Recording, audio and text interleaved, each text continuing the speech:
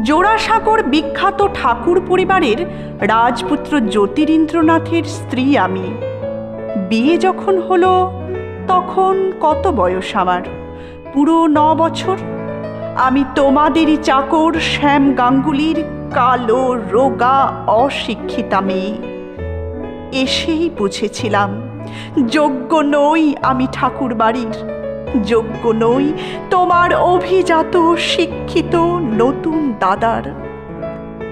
তোমাদের চাকরের মেয়ে বিয়ের পর বাড়ির অন্দরমহলে যাওয়ার অধিকার পেল, কিন্তু বাবা চাকর বলে সে অধিকার পেলেন না কখনো। তিনিও যে আত্মীয় সেটা ভাবার উদারতা তোমার বাড়িতে ছিল না কোনোদিন। কারণ তোমাদের দয়ার দানে আমাদের সংসার চলত, তোমাদের উচ্ছিষ্ট ভোজনেই ক্ষুণ্ণি বৃত্তি হতো আমাদের।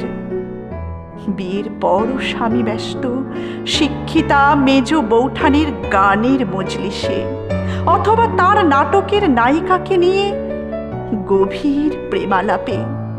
আর আমার রাত কাটত আদরের উপবাসে, দিনের পর দিন রাতের পর রাত শুধু অপেক্ষা। কিন্তু উনি ফিরতেন না। কোনো প্রাণ প্রতিষ্ঠা হলো না আমাদের সে সম্পর্কে। বড্ড সাজানো ছিল সম্পর্কটা। রান্নাঘরে প্রতিনিয়ত গঞ্জনা সইতে হতো। সন্তানহীনতার দায়ে বাজা বলতো সবাই। আমি যে চাকরের মেয়ে, স্বামীর অযোগ্য, বারবার মনে করিয়ে দিয়ে রক্তাক্ত করে তুলতো বুক। মেজদাদার কথাটা আজও মর্মে মর্মে বাজে। চাকরের মেয়ে হয়েছে জ্যোতির বউ, এ বিয়ে মঙ্গলের হতে পারে না কোনোদিন। আমি তো তোমাদের বাড়ির বউ হতে চাইনি। কেন করেছিলেন বিয়ে? শুধু নিজেদের স্বার্থে। তোমরা ব্রাহ্ম ছিলে বলে হিন্দু ঘরের যোগ্য শিক্ষিতা কন্যা তোমাদের ঘরে বিয়ে করতো না, তাই অগত্যা এই চাকরের মেয়ে ছিল সম্বল। সত্যটা বুঝতেন সবাই, কিন্তু অস্বীকার করতেন বারবার। স্বামী থেকেও না থাকা, সংসার থেকেও না থাকা, প্রতি মুহূর্তে মরে যেতে চাইতাম। কিন্তু তোমার জন্যই বেঁচে ছিলাম রবি। বাঁচার আর কোনো কারণ ছিল না। জ্ঞানী গুণী প্রাণীর প্লাবনে তুমি ছিলে অনন্য। তুমি ছিলে আমার অবলম্বন। সমস্ত অপমানের প্রতিষেধক ছিল তোমার গান, ভাষা আর আদরে। একমাত্র তুমিই বুঝেছিলে আমার দহন। সে দহনে জ্বালিয়ে নিয়েছিলে নিজেকেও। তোমার আমার হাতে গড়া শখের নন্দন কানন, যেখানে প্রথম তুমি কাছে টেনে চুমু খেয়েছিলে আমার ঠোঁটে, সারা শরীর কাঁটা কাঁটা দিয়ে উঠেছিল আমার, একটা ভয়ে, একটা আবেগে। তুমি অভয় দিয়ে বলেছিলে, এটা নন্দন কানন, মর্তের দৃষ্টি এখানে পড়ে না। আমি অভিভূত হয়েছিলাম তোমার বাক্যবাণে। এই তো সেদিন বৃষ্টির মাঝে মালতীলতার আড়ালে হঠাৎ তুমি টেনে নিয়েছিলে তোমার বুকে। সে টানে অন্তরের উজান ছিল রবি। আমি বাধা দিতে পারিনি, হয়তো চাইওনি। জানতাম এটা অন্যায়, তবু অন্যায়ের গলায় পরিয়েছিলাম আমার হৃদয়ের বরমাল্য। এই অন্যায় সেদিন আমার কাছে ছিল পবিত্র পুষ্পের মতো। বহুদিনের আদরের উপবাস সেদিন ভেঙে গেছিল তোমার হৃদয় প্রবাহে। ফুরিয়ে যায়নি তোমার অধরামৃতের স্বাদ আজও।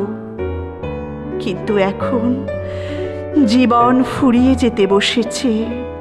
আজ আমি শুধু অমঙ্গল নই, তোমাকে ভালোবেসে অসতীও। আজ 4 মাস তোমার বিয়ে হয়েছে।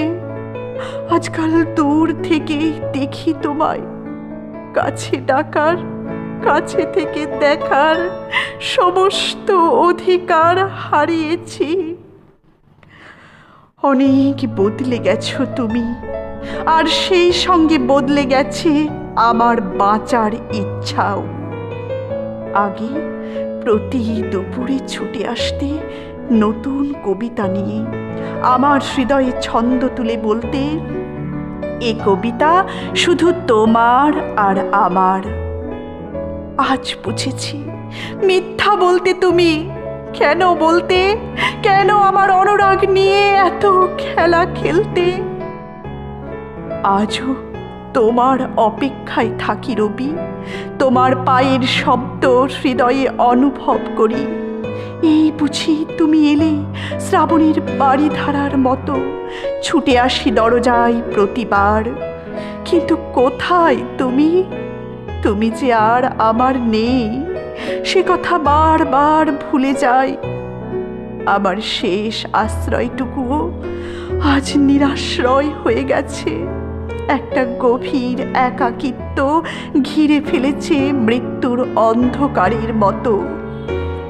ছুটে গিয়ে আবার হাহাকার লুকোই বালিশে মুখ গুঁজে।